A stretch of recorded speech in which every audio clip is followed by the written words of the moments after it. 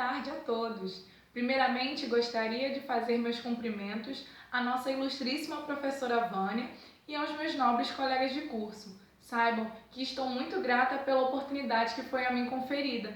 É um prazer estar aqui com vocês. Alguém de vocês sabe me dizer o que são os direitos da personalidade? Quais são eles e quais são as suas características?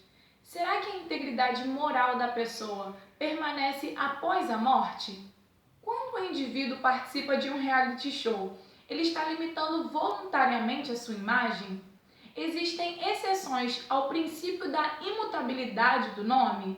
Se vocês não conseguiram responder algumas das perguntas realizadas, podem ficar tranquilos, pois hoje irei retratar sobre tais aspectos. Acima de tudo, onde podemos encontrar uma grande preocupação com a dignidade da pessoa humana? Exatamente no estudo dos direitos da personalidade. Os direitos e garantias fundamentais instituídos no artigo 5º da Constituição Federal têm como fonte ética a dignidade da pessoa humana como forma de proteção e desenvolvimento da pessoa. Em face do princípio fundamental da dignidade da pessoa humana, pode-se dizer que a pessoa é o bem supremo da ordem jurídica, o seu fundamento e o seu fim. Ademais, a pessoa é o sujeito do direito e nunca o seu objeto. Portanto, não há nada que supere o valor da pessoa humana. Os direitos da personalidade são os direitos subjetivos da pessoa de defender o que lhe confere a natureza humana, ou seja, sua integridade moral, física e intelectual. Do artigo 11 ao 21 do Código Civil, a lei prevê sobre os direitos da personalidade, apresentando um rol exemplificativo, enunciativo. Porém, não se encerram somente em tais artigos. Tratam-se sobre o assunto em diversas outras partes do ordenamento jurídico. Portanto, tal temática é de grande relevância para o conhecimento geral, pois o homem, em sua individualidade como portador de direitos, tem a necessidade de ser instruído para exercê-los de forma consciente e justa. Nesse sentido, trataremos detalhadamente sobre cada uma de suas características. Os direitos da personalidade são absolutos, inatos, vitalícios, intransmitíveis, indisponíveis ou irrenunciáveis, extrapatrimoniais e imprescritíveis. Absolutos, pois são oponíveis erga omnes, o que significa que eles valem para todos, sem exceções. Também são inatos, inerentes à pessoa humana. Não é possível perdê-los, são vitalícios. Pode-se dizer que a morte é a causa da extinção da personalidade jurídica, pois o morto não possui direitos. Entretanto, se projeta aos familiares a tutela dos direitos da personalidade pós-mortem. Por exemplo, ao ofender um falecido violando a sua honra, reflexamente atinge seus familiares, que tutelam a lesão contra a sua memória. Os direitos da personalidade também são intransmissíveis. Não é possível transferi-los, seja por ato intervivos, através de contrato, seja por ato causa-mortis, por meio de testamento. Outra característica que podemos citar é que eles são indisponíveis ou irrenunciáveis. Não se pode dispor dos direitos, pois são inerentes à pessoa humana, salvo em exceções previstas em lei. Por exemplo, se eu tenho um irmão que necessita de um transplante de rins, eu posso doar a ele, visto que se trata de um órgão dúplice. Por mais que seja uma lesão grave à integridade física, a lei permite.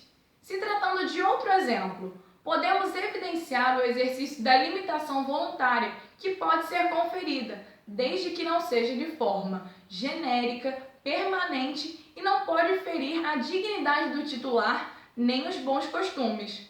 Desse modo, a participação em reality shows, como por exemplo o Big Brother, é válida, pois por mais que tenham câmeras durante 24 horas, a privacidade e a intimidade vão além do que os olhos podem ver. Nesse sentido, não há uma limitação genérica, mas sim específica. Com isso, atinge apenas uma parcela do direito à imagem e à privacidade, tendo em vista que não se sabe o que aquele indivíduo pensa, qual a sua intimidade fora do programa, o que acontece na privacidade do seu lar, entre outras coisas. Somando-se a isso, deve-se ter em mente que o participante não limita permanentemente seus direitos, porque o uso do direito de imagem tem um tempo previsto no contrato. Outra característica é que os direitos da personalidade são extrapatrimoniais. Eles não são suscetíveis de apreciação econômica. Não tem como estipular quanto vale a honra de alguém, por exemplo. Porém, quando um dos direitos é violado, nasce o direito patrimonial, o direito de pleitear por uma compensação por danos morais. Os danos morais, no caso, se dão pela lesão a direitos da personalidade. Por último, podemos caracterizá-los como imprescritíveis. Os direitos da personalidade não prescrevem, mas o direito de exigir a reparação pela lesão prescreve. Assim, existe um prazo prescricional para requerer danos morais. Além das observações já feitas, cabe acrescentar como aspecto relevante para o nosso conhecimento que, em regra, o nome é imutável. Porém, há situações em que podemos requerer a sua alteração. Nesse contexto, se dão como exceções os casos de adoção, casamento, apelidos públicos notórios, entre outras circunstâncias, assim como as situações elencadas, pois recentemente foram abrangidos os casos de transexualismo, na qual a pessoa tem direito à retificação do nome e do sexo.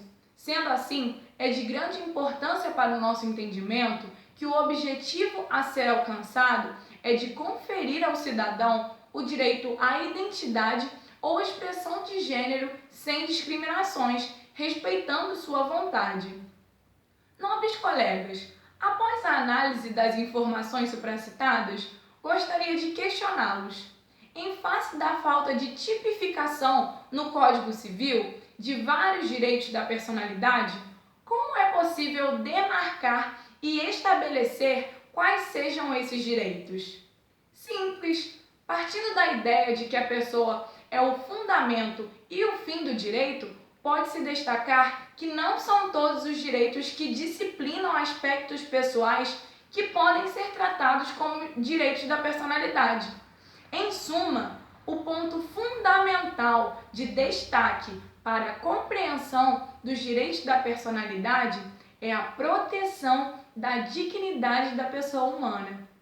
Para finalizar, gostaria de agradecer a atenção de todos e espero que o assunto falado tenha colaborado positivamente para a expansão de seus conhecimentos. Muito obrigada!